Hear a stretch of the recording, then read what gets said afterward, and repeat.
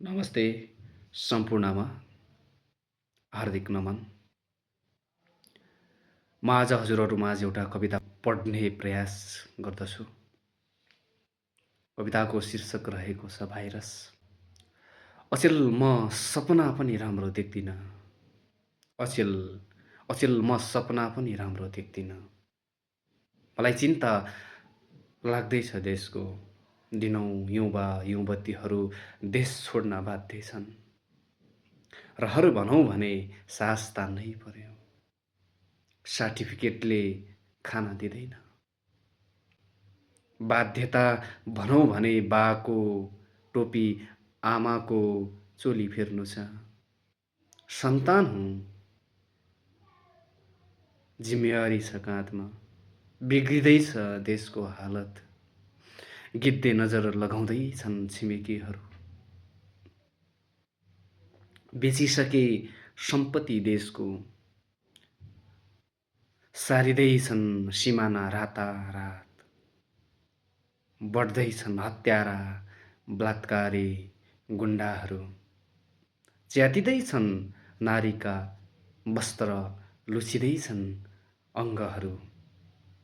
पानी माग्न आएका बटुवाहरू घर बनाउन खोज्दैछन्। पानी माग्न आएका बटुवाहरू घर बनाउन खोज्दैछन्। आगो माग्न आएका बटुवाहरू जाउकी बसौँ धारमा छन्। सन्यास लिएका जोगीहरू पुल्टो भर्दैछन्, चिप्लो घस्दैछन्। फैलिएको छ राजनीतिक भाइरस। देश बनाउने हुन् या भत्काउने। फैलिएको छ राजनीतिक भाइरस। देश बनाउने हुन् या भत्काउने।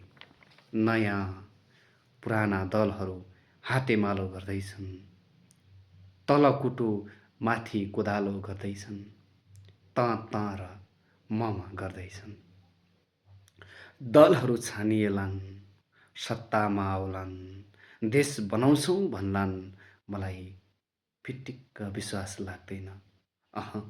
मलाई फिटिक्क विश्वास लाग्दैन। यिनीहरूका भाषणले बहिरो बनाइसके। र त म भन्छु मुर्दाबाद।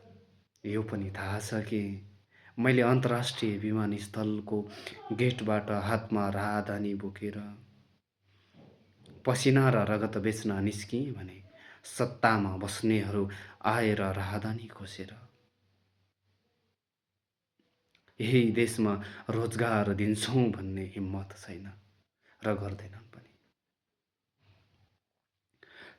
मलाई लाग्छ तिनीहरू पनि सिनो खोजिरहेका गिद्ध, बाघ, भालु, सिंह, स्याल, ब्वाँसा अझै जो सास फेरेर पनि बाटो छेकिरहेका छन्।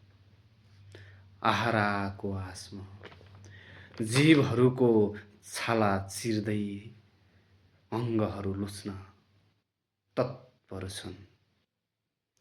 शरीर कुहाउन हातेमालो गर्दैछन्। दोबाटोमा बसेर र्याल सुहाउँदैछन्। आफ्नै अङ्गहरू चुस्दैछन्। सायद महिनौँदेखिका भोका हुन्।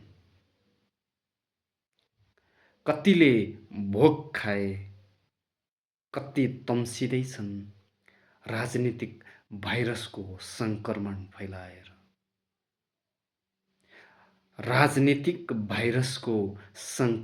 फैलाएर। अट्याक गर्दैछन् जनतालाई। अट्याक गर्दैछन् जनतालाई।